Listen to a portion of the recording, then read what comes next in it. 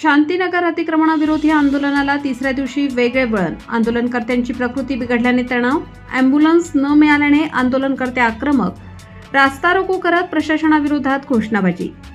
नाशिकच्या शांतीनगर परिसरातील अतिक्रमणाच्या विरोधात सातपूर येथील एमआयडीसी कार्यालयासमोर सुरू असलेल्या बिराड आंदोलनाचा आज तिसरा दिवस होता.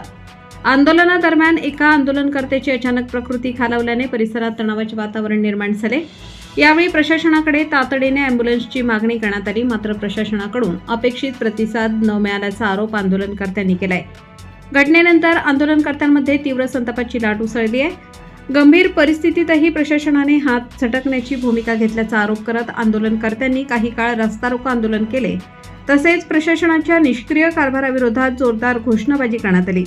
यामुळे परिसरात काही काळ तणावपूर्ण वातावरण निर्माण झाले होते.